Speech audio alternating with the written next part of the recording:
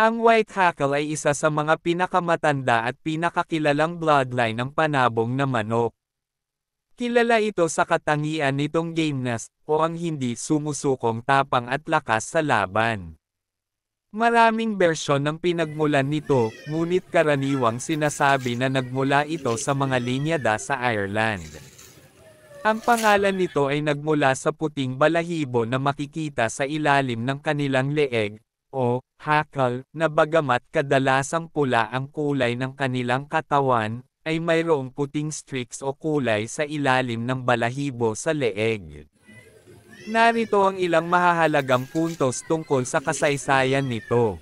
Foundation Bloodline, itinuturing ang White Hackle bilang isa sa apat na Foundation Bloodlines, o mga batayan ng mga linyada ng manok panabong.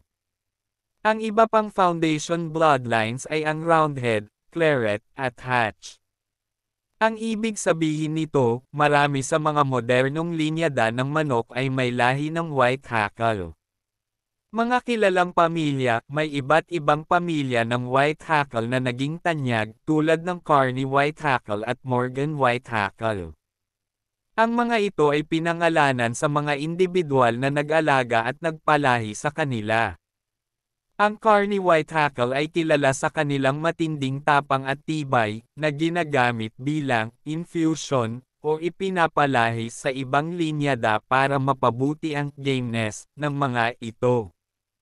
Katangian sa laban, ang mga White Hackle ay kilala sa kanilang bilis, lakas ng sipa, at kakayahang lumaban sa iba't ibang posisyon.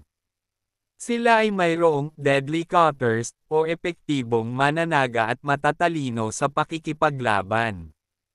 Impluwensya sa ibang linyada, malaki ang naging impluwensya ng White Hackle sa pagbuo ng iba pang sikat na bloodlines. Halimbawa, ang ilang linyada ng Hatch ay sinasabing may lahi ng Carney White Hackle. Pati ang bloodline na Butcher, na nilikha ni Phil Marsh, ay sinasabing pinaghalong Grove White Hackle at Spanish Fowl. Sa kabuuan, ang White Hackle ay isang linyada na may malalim na kasaysayan sa mundo ng sabang. Kilala ito hindi lang sa pambihirang tapang kundi pati na rin sa pagiging pundasyon ng maraming linyada na tanyag ngayon. Sa kasaysayan ng gamefowl, lahat ng linyada ngayon, mayroon dugo na ng White Hackle. Lalo na sa mga bloodline na straight comb. Kung nagustuhan mo ang ganitong content tungkol sa gamefowl, paki-subscribe ang aming YouTube channel, at pindutin ang bell icon para ma-notify ka sa mga susunod pa naming video.